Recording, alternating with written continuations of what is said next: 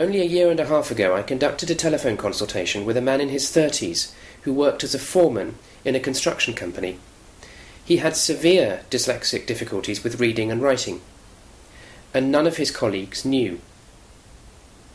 He had kept the fact secret for all of his working life. Every morning, an email would arrive from head office with the team's instructions for the day. The foreman was supposed to stand up at the beginning of the day and read the instructions out to the team. So this man would arrive at work in time to pore laboriously over the words of the email.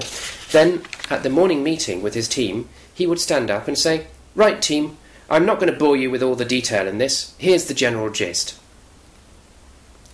But the cost to him of hiding his dyslexia had been immense. He told me that he had been on sleeping tablets for several years because he would wake from a recurring nightmare about everyone at work finding out that he couldn't read or write. Now, from the employer's perspective, this is terrifying. Most employers are probably aware of their responsibility under the Disabilities Discrimination Act to provide reasonable adjustments in the workplace to support dyslexic staff. But who supports the supporters?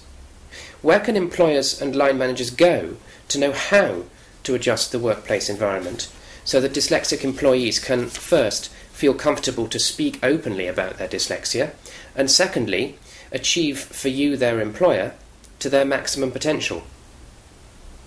Well, here are some ideas and tips that are not difficult to implement and can make a major difference. First, outlaw any form of anti-dyslexic discrimination. It isn't acceptable anymore to make jokes about different racial origins or sexual orientations. But bizarrely, jokes about dyslexia are still considered harmless in many areas of society. The fact that some of your dyslexic employees may be okay with them is beside the point. For others, they may do additional damage to a dyslexic person's already vulnerable self-esteem. So consider making jokes and disparaging remarks about learning problems a disciplinary offence. Secondly, do a bit of research into differing thinking styles and/or encourage your line managers and HR team to do so. Focus on some of the many books or internet resources that you can find that deal with multiple intelligences, visual spatial learning styles, and the positive aspects of the dyslexic way of thinking.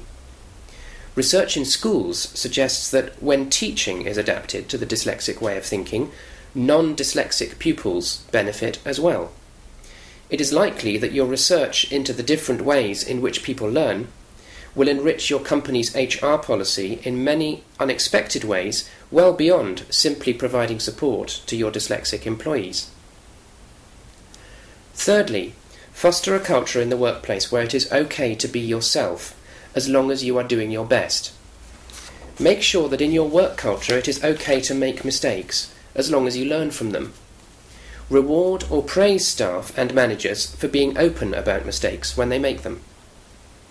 Consider holding a staff training session where staff are encouraged to discuss the things in life that they find easy and the things that they find difficult. Keep the session light-hearted and use it to promote awareness of how members of staff can support each other as a team. Fourthly, foster a low-stress working culture. People will typically perform well when they feel relaxed and secure, and badly when they feel stressed or under threat. With a dyslexic employee, the difference in performance levels is likely to be much more dramatic than with your non-dyslexic employees. So make sure that line managers are themselves working with self-discipline and planning ahead to avoid last-minute urgent tasks as much as possible. Consider finding a simple technique for brief relaxation and stress removal and giving it to your staff at a training session. In a computer-based workplace, consider setting up timed reminders on your staff's computers to take breaks and/or check their relaxation. Fifthly, wherever possible, adapt your working procedures to minimize challenges to dyslexic staff. For example, in an office environment, make use of mail merge functions and/or postcode search technology to minimize the need for retyping names and addresses. This is the commonest area where spelling errors can surface because names and addresses are not addressed by spell-checking software. Ensure that your filing system is as ordered and logical as possible and that your systems are as simple as possible.